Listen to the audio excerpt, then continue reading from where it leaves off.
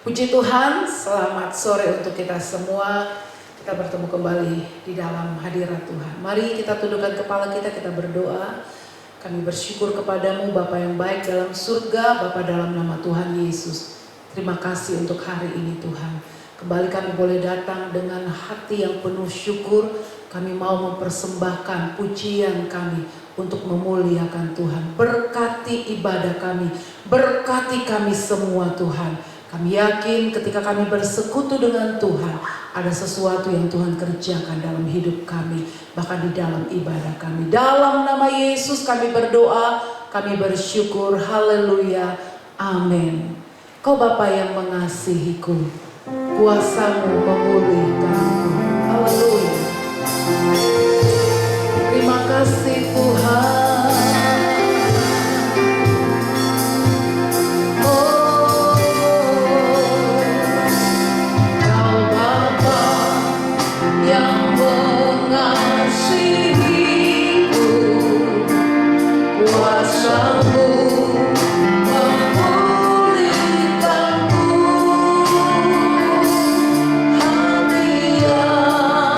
Baru kau berikan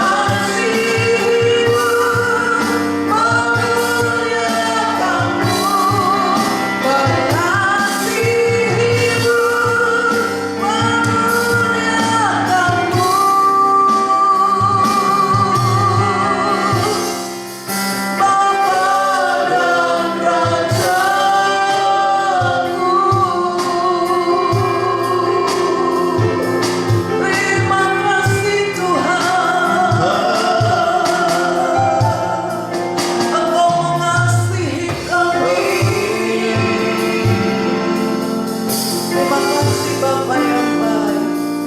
Terima kasih Tuhan Yesus. Terima kasih Allah Roh Kudus. Haleluya. Puji Tuhan, Dia Bapa yang mengasihi kita. Kebenaran kerajaannya menjadi bagian kita. Aku diberkati, aku dilimpahi. Haleluya.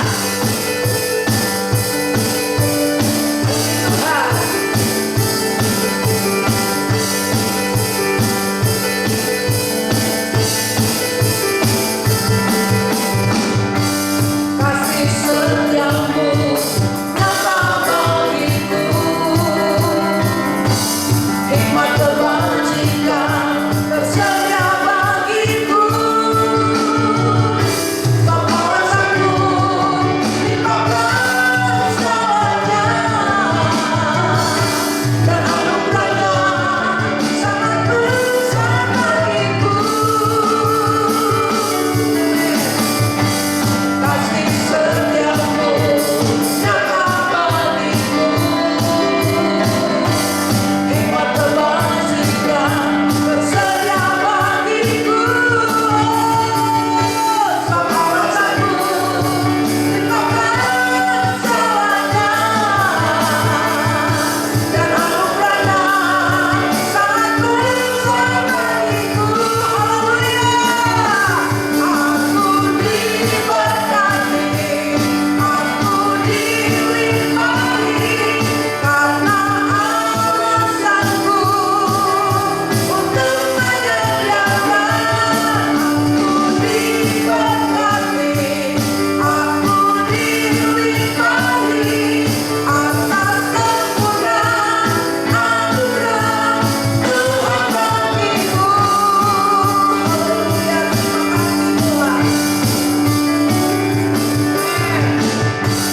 Kasih setiamu nyata bagiku,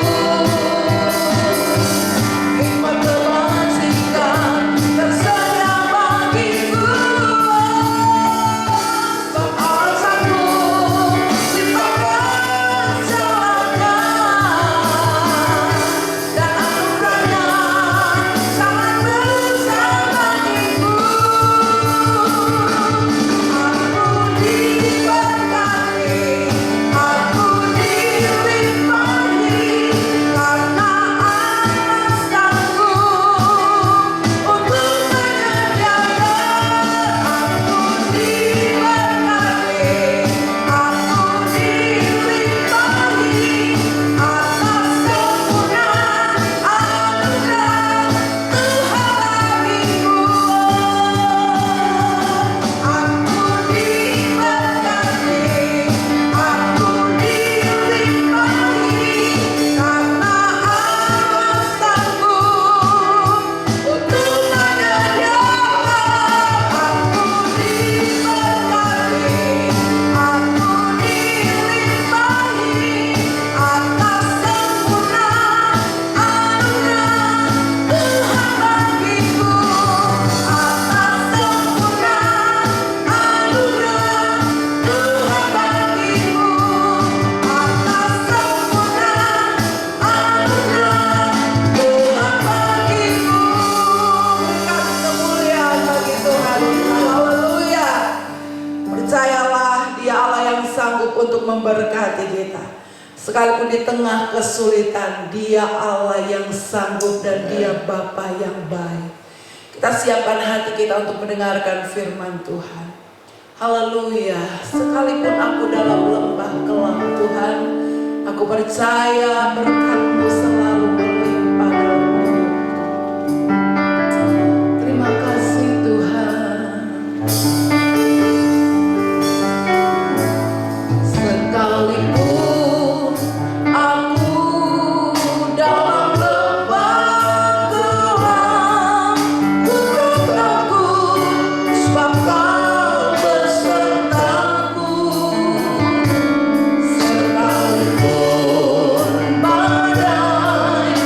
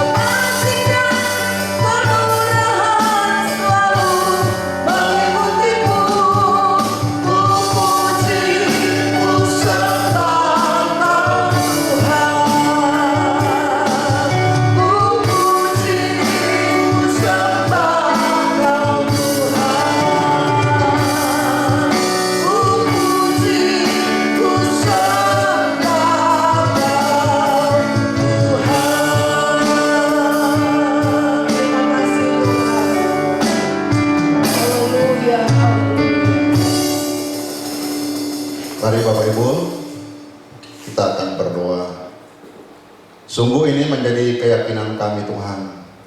Sekalipun ada di dalam lembah kelam sekalipun, bahwa Engkau ada bersama dengan kami, dan pasti kami akan menerima berkat-berkat Tuhan.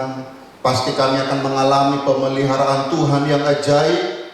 Pasti kami akan melihat tangan Tuhan terulur untuk menolong, bahkan memberkati, bahkan menyelamatkan hidup kami. Pada saat ini kami akan mendengarkan kebenaran firman-Mu. Berbicaralah kepada kami Tuhan, kami perlu firman-Mu yang akan menguatkan kami, menghiburkan kami, bahkan memberi semangat baru dalam hidup kami. Urapi hamba-Mu, urapi setiap telinga yang mendengar firman-Mu, dalam nama Yesus yang diberkati Tuhan. Sama-sama katakan amin. Puji Tuhan. Mari Bapak Ibu yang diberkati Tuhan, pada saat ini saya ingin bicara tentang sebuah tema, ya, tentang menuai pada masa kekeringan. Ya, menuai pada masa kekeringan. Barangkali saudara-saudara dari temanya kita bisa bertanya, apa mungkin?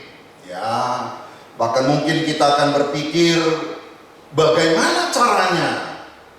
Tetapi kalau kita perhatikan dalam kebenaran firman Tuhan, saudara-saudara, bahwa ada pengalaman daripada orang-orang yang sungguh mengalami bagaimana mereka diberkati Tuhan pada masa-masa sukar, atau seperti yang saya katakan tadi, justru mereka menuai pada masa kekeringan.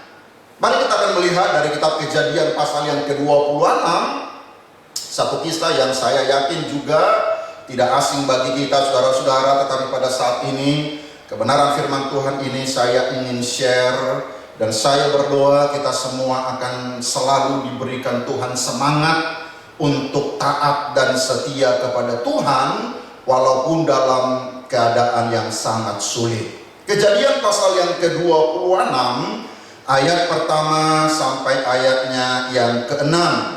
Memang sebenarnya kita akan lihat secara keseluruhan pasal ini saudara-saudara, tetapi untuk menghemat waktu saya mengajak saudara melihat dari ayat pertama sampai ayat yang ke-6. Saya akan baca firman Tuhan berkata demikian. Maka timbullah kelaparan di negeri itu. Ini bukan kelaparan yang pertama yang telah terjadi dalam zaman Abraham.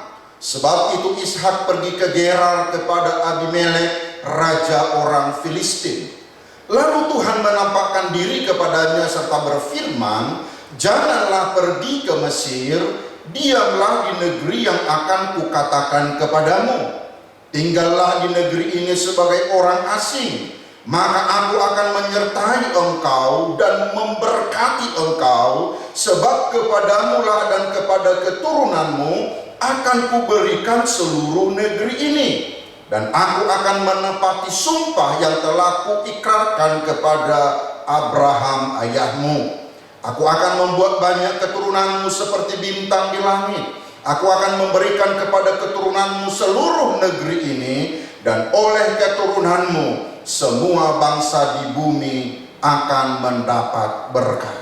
Ayat yang kelima, karena Abraham telah mendengarkan firmanku dan memelihara kewajibannya kepadaku, yaitu segala perintah, ketetapan dan hukumku. Jadi tinggallah Ishak di Gerar. Bapak Ibu yang diberkati Tuhan, kalau dilihat dari luar sebenarnya kadang-kadang kehidupan orang yang percaya kepada Tuhan dengan orang yang tidak percaya kepada Tuhan bisa kelihatan seperti sama, saudara-saudara. Jadi sekali lagi, kadang-kadang kita lihat dari luar orang yang percaya kepada Tuhan dan orang yang tidak percaya kepada Tuhan. Kalau kita lihat itu sepintas lalu, saudara, sepertinya sama. Maksud saya Bapak Ibu yang diberkati Tuhan, ada orang-orang yang takut akan Tuhan, begitu baik menjaga kesehatannya, tetapi juga dia mengalami sakit-sakitan. Ada juga orang yang bekerja dengan baik, saudara-saudara, dia sudah takut akan Tuhan, tetapi mendapatkan sesuatu yang tidak sesuai dengan apa yang dia kerjakan itu. Kemudian juga saudara-saudaraku, ada orang yang sudah belajar sungguh-sungguh, tetapi juga kita bisa melihat ada yang mendapat pekerjaan sangat sulit. Jadi kalau kita lihat dari segi luarnya saudara-saudara, antara orang yang taat kepada Tuhan dengan orang yang tidak taat kepada Tuhan, secara kasat mata sepertinya bisa sama. Tetapi saya ingin katakan pada saat ini saudara-saudara, di balik permukaan yang seolah sama itu, ada kekuatan rohani kepada mereka yang taat kepada Tuhan. Ada kekuatan rohani bagi yang percaya kepada Tuhan. Dan ini yang membedakan saudara-saudara. Kenapa? Karena orang yang percaya kepada Tuhan, orang yang taat kepada Tuhan, ketika menghadapi situasi yang sulit, mereka mempunyai penyertaan Tuhan. Nah, kalau saudara perhatikan di dalam kitab Kejadian pasal yang ke-26 ini, kalau Bapak Ibu melihat, sebenarnya di dalam pasal ini ada 3 kali kata tentang menyertai. Ya, memang di dalam bahasa Indonesia, saudaraku, terjemahan baru, tensis atau peristiwanya tidak begitu jelas. Tetapi seandainya saudaraku lihat di dalam terjemahan bahasa Inggris, saudaraku akan melihat ternyata kata menyertai di dalam pasal yang ke-26 ini ada 3 kali muncul, itu tensisnya berbeda-beda. Saya mengajak saudara dulu melihat untuk yang pertama. Kata menyertai di dalam pasal ini muncul yang pertama di dalam ayat yang ketiga. Dalam ayat yang ketiga dikatakan, tinggallah di negeri ini sebagai orang asing, maka aku akan. Jadi di situ katakan aku akan menyertai, aku akan. Ya, jadi aku akan menyertai. Kemudian di dalam ayat 24, coba Bapak Ibu perhatikan. Di dalam Kejadian pasal 26 ayat 24, lalu pada malam itu Tuhan menampakkan diri kepadanya serta berfirman, akulah Allah ayahmu Abraham. Saudaraku perhatikan di situ dikatakan, janganlah takut sebab aku menyertai. Kalau dalam ayat 3 tadi dikatakan aku akan, tetapi dalam ayatnya yang ke-24 aku menyertai. Dan yang ketiga di dalam ayat yang ke-28. Dalam ayat 28 dikatakan begini, jawab mereka, kami telah melihat sendiri bahwa Tuhan menyertai engkau. Jadi saudara-saudaraku, kepada Ishak pada waktu itu ada 3 kata muncul penyertaan Tuhan. Yang pertama dikatakan, aku akan menyertai engkau. Lalu yang kedua di dalam ayat 24 itu, aku menyertai, itu peristiwanya sedang terjadi. Dan di dalam ayat 28, Tuhan telah menyertai engkau.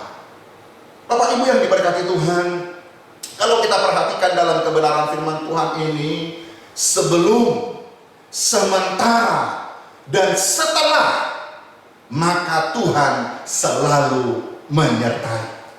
Nah, coba kita lihat dulu, saya ingin mengajar saudara untuk kita melihat kenapa di situ dikatakan bahwa kenapa kita ingin bicara tentang bahwa orang ini menuai pada masa kekeringan. Ya, kalau saudara lihat di dalam kebenaran firman Tuhan, dalam Alkitab ini justru setiap kali ada masa-masa sulit. Sekali lagi, kalau saudara belajar tentang sejarah tokoh-tokoh yang dipakai Tuhan dengan luar biasa, setiap kali ada masa-masa sulit, berkali-kali Allah berbicara dan Tuhan menyampaikan kalimat itu, aku menyertai engkau. Kepada Abraham, ketika dia menghadapi masa-masa sulit, Tuhan berkata, aku menyertai engkau. Kepada Ishak, kepada Yakub, kepada Musa, kepada Yosua. Yesus kepada murid-murid sebelum dia naik ke sorga, dia berkata, aku menyertai engkau sampai kesudahan zaman. Dan kepada saya dan saudara pada hari ini juga, setiap kali ada masa-masa sulit, maka berita penghiburan yang Tuhan berikan kepada kita, aku menyertai engkau.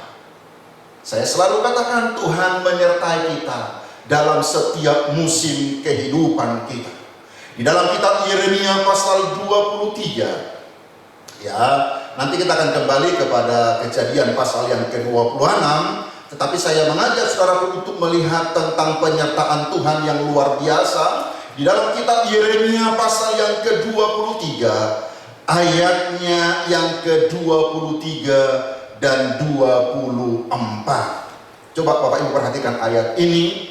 Ini menjadi penghiburan bagi kita. Setiap kali ada masa-masa sulit, maka Tuhan berbicara tentang menyertai. Dan Dia adalah Allah yang selalu hadir dalam setiap musim hidup kita. Yeremia 23 ayat 23 dan 24 berkata, masakan aku ini hanya Allah yang dari dekat, demikianlah firman Tuhan, dan bukan Allah yang dari jauh juga.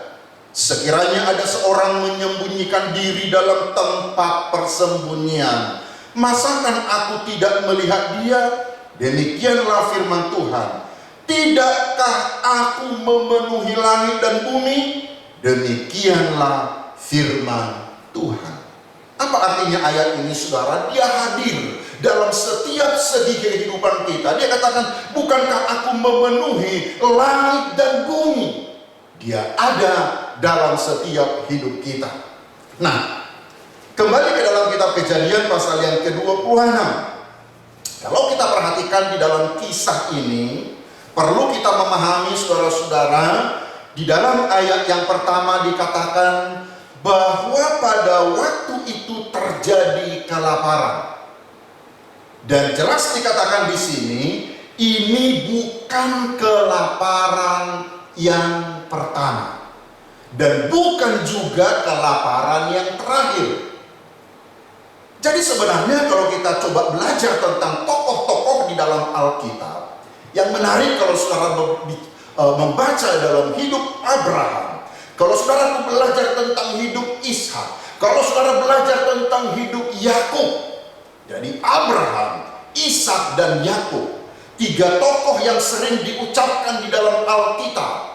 Bahkan ketika Allah memperkenalkan diri kepada Musa, saudara-saudara, Dia menyebut dengan sebutan Allah Abraham, Ishak dan Yakub. Tiga tokoh ini disebut. Nah, yang menarik adalah bahwa dalam kehidupan tiga tokoh ini sama-sama, setiap mereka pernah mengalami namanya musim kekeringan. Abraham pernah mengalaminya di dalam Kejadian pasal 12 ayat yang ke-10. Saudaraku akan membaca di situ bahwa pada akhirnya Abraham harus pergi ke Mesir. Kemudian juga Ishak di dalam ayat yang kita baca tadi, dalam Kejadian pasal yang ke-26 ini. Abraham mengalami, Ishak mengalami, dan yang menarik juga Yakub pun mengalaminya. Saudara bisa baca itu di dalam kitab Kejadian pasal yang ke-42. Pada akhirnya Yakub harus pindah ke Mesir karena Yusuf sudah menjadi seorang yang berkuasa pada waktu itu. Jadi kita perhatikan, saudara-saudaraku, masa-masa sukar ini, masa krisis ini bisa dialami oleh Abraham, dialami oleh Ishak, dan juga dialami oleh Yakub. Padahal Allah berkata, akulah Allah Abraham, Allah Ishak dan Allah Yakub. Ternyata ketiga orang ini juga pernah mengalami krisis. Jemaat yang diberkati Tuhan, dengarkan baik-baik. Penyertaan Tuhan bukan melepaskan mereka dari krisis, tetapi justru Tuhan melepaskan mereka di dalam krisis. Kalau kita perhatikan di dalam kisah ini dikatakan dibuka dengan sebuah pemberitahuan. Maka timbullah kelaparan di negeri itu. Ini bukan kelaparan yang pertama yang telah terjadi dalam zaman Abraham. Sebab itu Ishak pergi ke Gerar kepada Ahimelek, raja orang Filistin.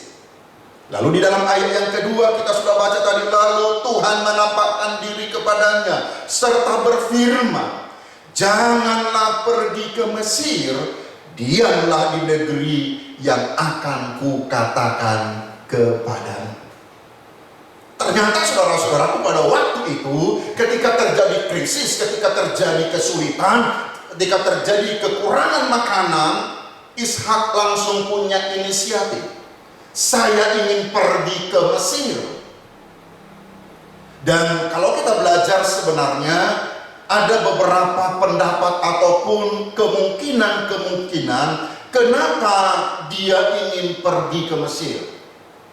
Yang pertama, saudara-saudaraku, ketika terjadi krisis ini, maka Ishak berpikir bahwa Mesir dari segi hitung-hitungannya, Mesir itu lebih baik, Mesir itu lebih subur. Kita tahu Mesir ada sebuah sungai yang bernama Sungai Nil, saudara-saudara, yang akan sepanjang tahun mengairi daerah itu. Dan ketika terjadi krisis di tempat Ishak pada waktu itu, dia berpikir secara hitung-hitungan Mesir lebih menguntungkan. Tetapi Tuhan berkata, jangan pergi ke Mesir. Dan yang kedua, saudara-saudaraku, kenapa Ishak pada waktu itu ingin pergi ke Mesir? Karena bapaknya dulu, Abraham, pergi ke Mesir.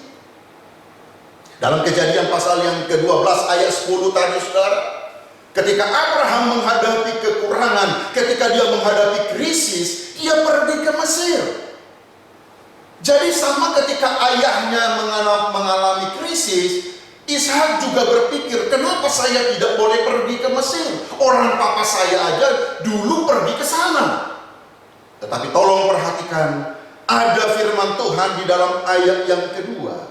Dikatakan Tuhan menampakkan diri kepadanya, janganlah pergi ke Mesir. Yang luar biasa, saudara-saudara, walau secara hitung-hitungan Mesir lebih baik, walau ayahnya dulu ketika menghadapi krisis pergi ke Mesir, tetapi dalam Kejadian pasal yang ke-26, Ishak sangat taat kepada Tuhan. Dengarkan baik-baik jemaat yang diberkati Tuhan, Allah akan memberkati kita ketika kita lebih taat kepada firman Tuhan daripada kepada hitungan-hitungan kita. Mungkin hitung-hitungan kita ada yang lebih baik. Mungkin hitung-hitungan kita, saudara, kita berpikir, oh cara ini yang lebih baik. Tetapi dengarkan jemaat yang diberkati Tuhan, ketaatan kepada firman Allah adalah rahasia kita akan mengalami pemeliharaan Tuhan ketika terjadi dalam keadaan krisis. Coba kita lihat di dalam ayat yang kelima ini, saya tertarik sekali. Karena di dalam ayatnya yang kelima ini, Allah berbicara kepada Ishak, tetapi menyebut nama Abraham. Coba Bapak perhatikan di dalam ayatnya yang kelima. Karena Abraham telah mendengarkan firman-Ku dan memelihara kewajibannya kepadaku, yaitu segala perintah, ketetapan, dan hukum-Ku.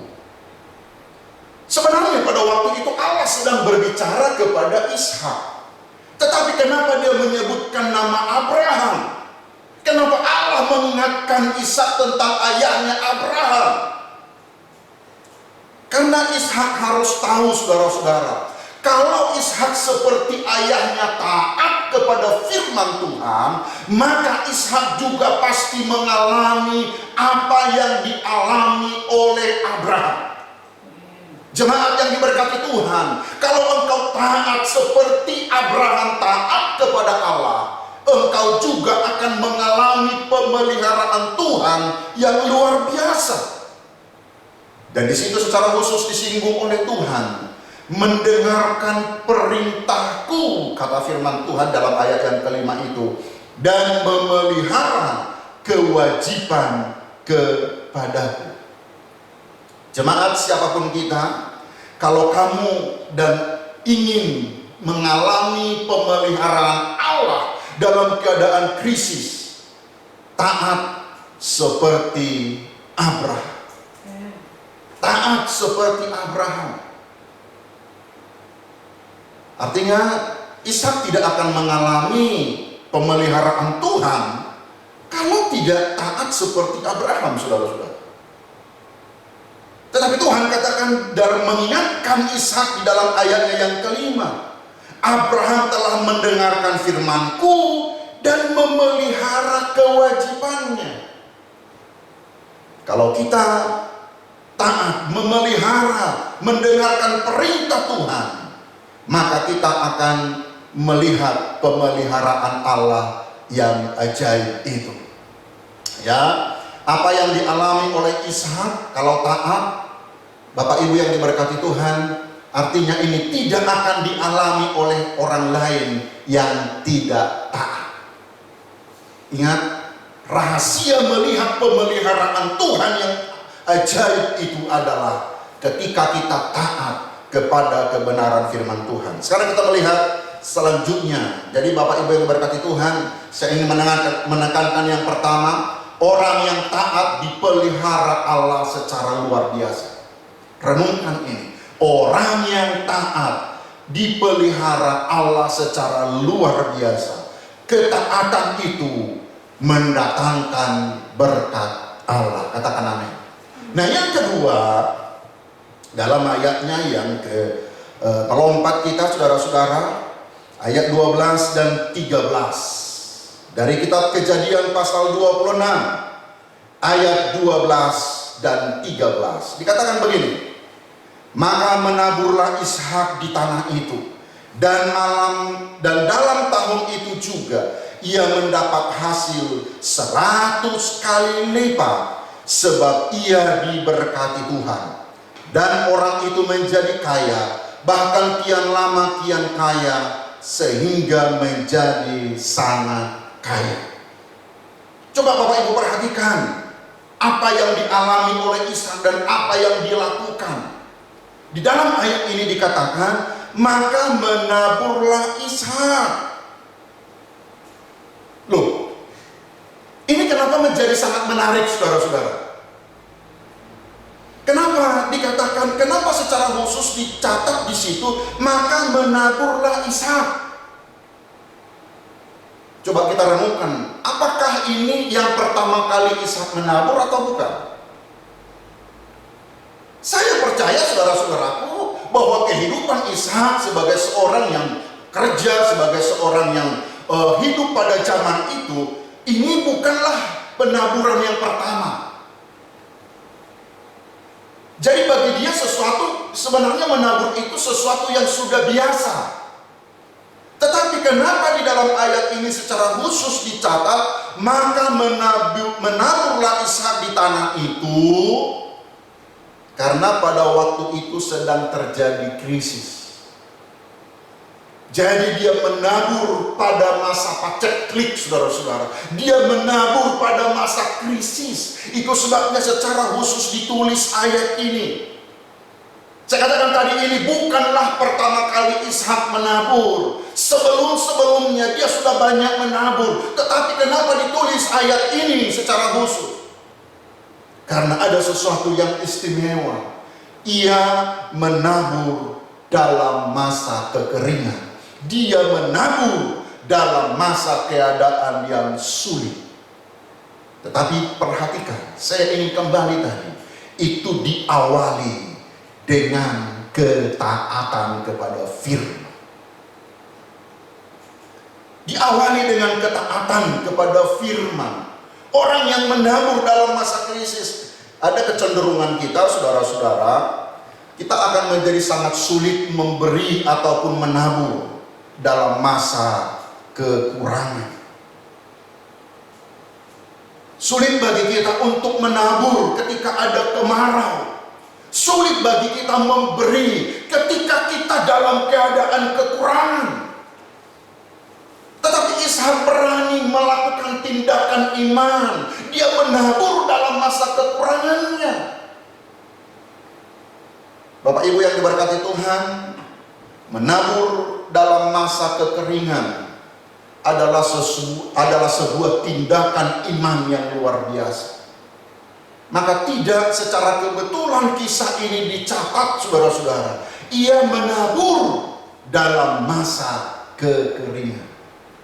Kemudian juga dikatakan di dalam ayat itu selanjutnya, saudara-saudara, kalau Bapak Ibu bicara di dalam ayatnya yang dari kitab Kejadian 26 ayatnya yang ke-23 tadi, Kejadian pasal yang ke-20, ayatnya yang ke-12, maka menaburlah Ishak di tanah itu, dan dalam tahun itu juga ia mendapat hasil 100 kali lipat, sebab ia diberkati Tuhan. Saya tertarik dengan kata ini. Harusnya kan dibilang begini, sebab hasil panennya berlimpah, ia menabur sebab hasilnya berlimpah. Tetapi kenapa dikatakan sebab Tuhan memberkati?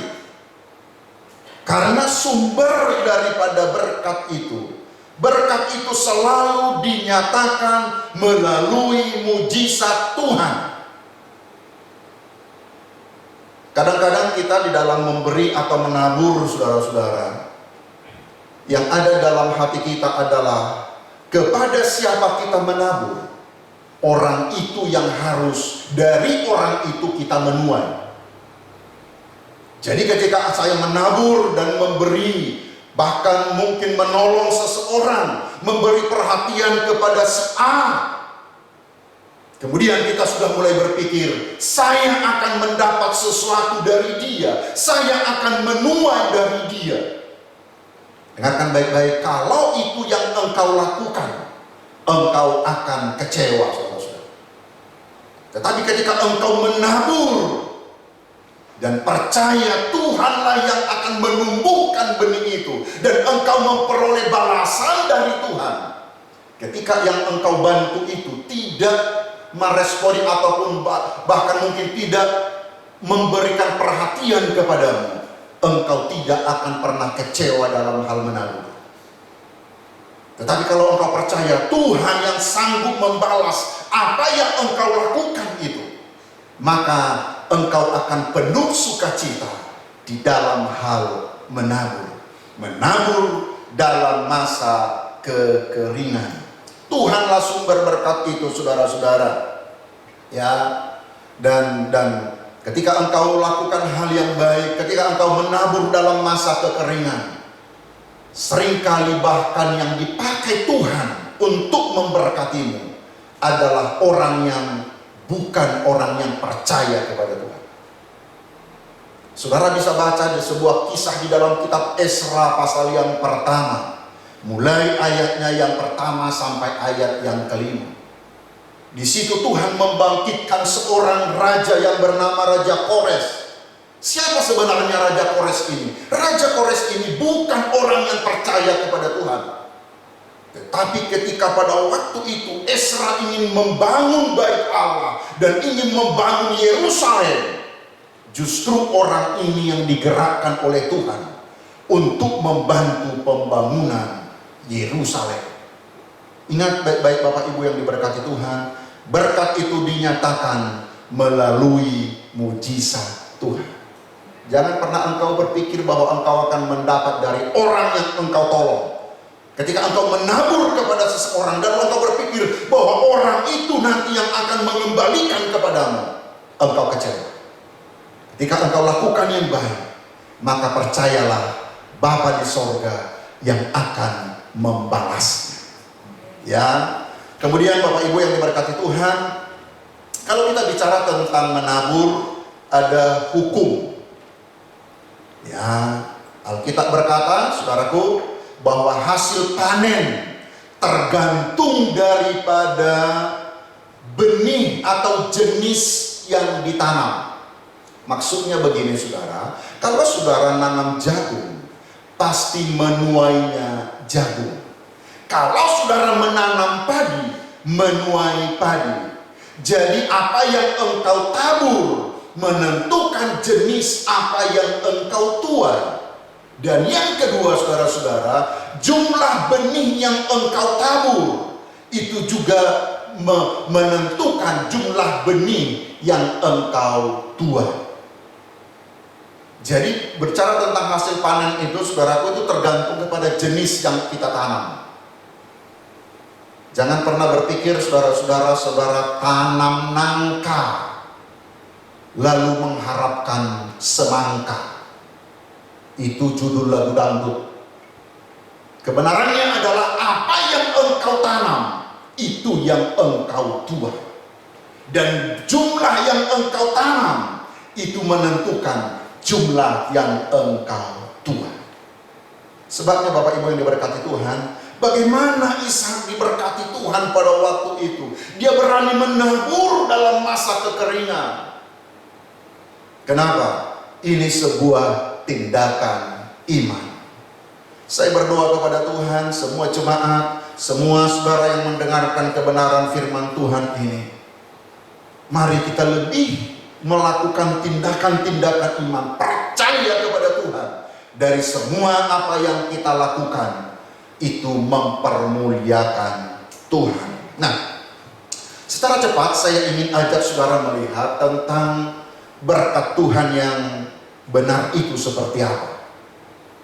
Ya, dalam keadaan sulit seperti ini, sepertinya mungkin begitu banyak hamba-hamba Tuhan takut mengkhotbahkan tentang berkat. Tetapi saya percaya kebenaran firman Tuhan. Allah adalah Allah yang berkuasa. Tuhan bisa lakukan perkara-perkara besar dalam setiap hidup kita. Nah, apa ukurannya? Berkat yang benar, berkat yang dari Tuhan itu seperti apa yang Tuhan mau, saudara-saudara? Coba kita akan melihat hal yang pertama dalam Kejadian pasal yang ke-26 ini, mulai dari ayatnya yang ke-23 sampai ayat 25. Ayat 23 sampai ayat 25. Dari situ ia pergi ke Berseba.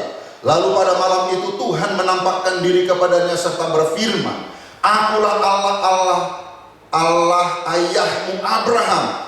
Janganlah takut, sebab aku menyertai engkau. Aku akan memberkati engkau dan membuat banyak keturunanmu, karena Abraham hambaku itu." Bapak Ibu perhatikan dulu, pada malam itu Tuhan menampakkan diri. Apa maksudnya ini?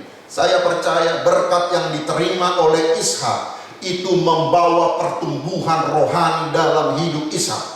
Kenapa? Karena Tuhan masih berbicara kepadanya. Hubungan dia dengan Tuhan, walaupun dia diberkati di dalam ayat-ayat yang kita baca tadi 100 kali ganda, orang itu makin kaya dan semakin kaya. Tetapi berkat yang dia terima itu membawa dia kepada pertumbuhan rohani. Saya berdoa setiap jemaat engkau diberkati Tuhan, tetapi juga harus bertumbuh rohani. Kalau karena berkat engkau jauh dari Tuhan, keliru, saudara-saudara. Tapi berkat yang kita terima harus membawa kita kepada pertumbuhan rohani. Dan yang kedua, saudara-saudara, itu menjadi kesaksian. Saudara baca itu mulai dari ayat 26 sampai ayatnya yang ke-31. Di situ dikatakan bahwa Abimelek berkata, "Kami telah melihat bahwa engkau diberkati Tuhan." Artinya apa? Berkat yang dia terima itu mempermuliakan Tuhan. Berkat yang dia terima itu menjadi kesaksian.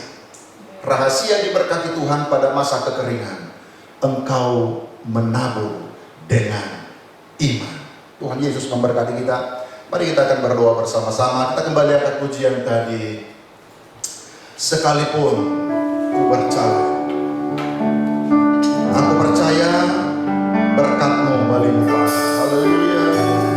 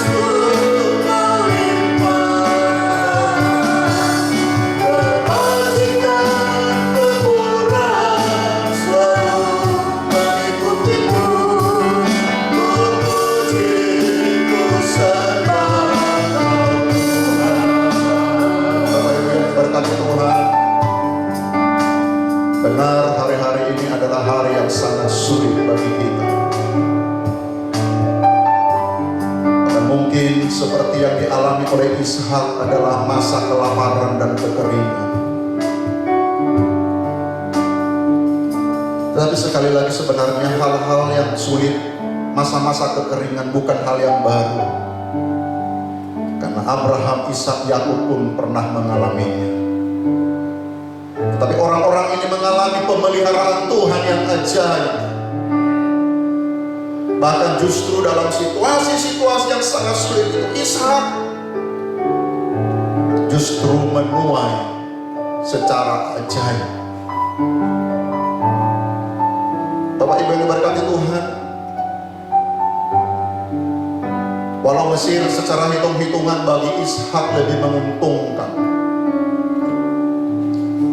tetapi dia lebih taat kepada firman Tuhan. Ketika Tuhan berkata jangan pergi ke Mesir, ketaatan akan membawa engkau diberkati Tuhan. Ketaatan akan membuat engkau melihat keajaiban-keajaiban dalam hidupmu. Percayalah Bapak Ibu yang diberkati Tuhan, kau akan melihat tangan Tuhan akan terus memberkatimu. Mari kita angkat refrennya dan kita akan berdoa dengan iman. Katakan aku percaya.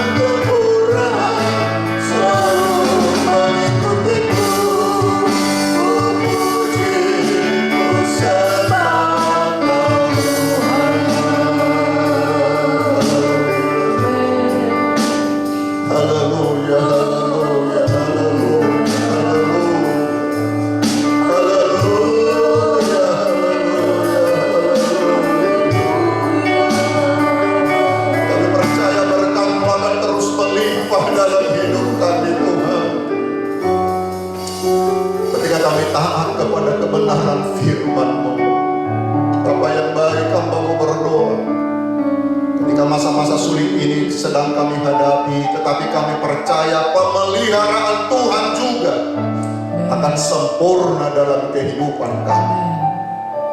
Tuhan tolong setiap umat-umat-Mu Tuhan. Mungkin banyak hal secara hitung-hitungan di luar sana yang lebih baik dan lebih menguntungkan, tetapi ketika kami taat kepada firman-Mu, kami akan melihat mujizat penyertaan Tuhan. Kemuliaan Tuhan ada dalam usaha pekerjaan umat-umat-Mu. Kemuliaan berkat-Mu ada di tengah-tengah keluarga-keluarga kami. Bahkan masa depan anak-anak kami Tuhan. Mereka akan melihat campur tangan Tuhan akan berlaku dalam hidup mereka. Hamba-Mu berdoa berkati usaha pekerjaan-Mu, anak-anak-Mu sepanjang minggu ini Tuhan. Apapun yang mereka kerjakan yang sesuai dengan firman-Mu, Engkau akan tolong mereka, usaha, pekerjaan mereka dibela oleh Tuhan. Anak-anak kami juga yang mengikuti pendidikan, bahkan lewat sekolah-sekolah online, Tuhan tolong mereka untuk mereka tetap bersungguh-sungguh dan bertanggung jawab dengan apa yang harus mereka lakukan. Tuhan tolong, bahkan bagi mereka yang mencari pekerjaan, Tuhan buka jalan dalam nama Yesus. Tuhan, kemuliaan-Mu boleh nyata dalam setiap hidup kami. Keluar masuk dari rumah sepanjang minggu ini, Tuhan melindungi kami. Bahkan segala sesuatu yang bukan dari Tuhan kami tolak dalam nama Yesus. Kami boleh menikmati yang terbaik dari Tuhan. Terima kasih Bapa yang baik. Segala puji hormat kemuliaan bagi nama-Mu. Kami sudah menerima kebenaran firman-Mu dan kami akan akhiri ibadah kami pada saat ini. Mari Bapak Ibu kita akan terima berkat Tuhan. Dan sekarang saudaraku, terimalah berkat daripada Allah Bapa, kasih sayang daripada Tuhan kita Yesus Kristus, persekutuan Allah Roh Kudus tinggal menyertai kita dari saat ini sampai selama-lamanya. Dalam nama Tuhan Yesus yang diberkati Tuhan, mari sama-sama katakan amin, amin, amin. Puji Tuhan, percaya sepanjang minggu ini kita melihat berkat Tuhan. Haleluya.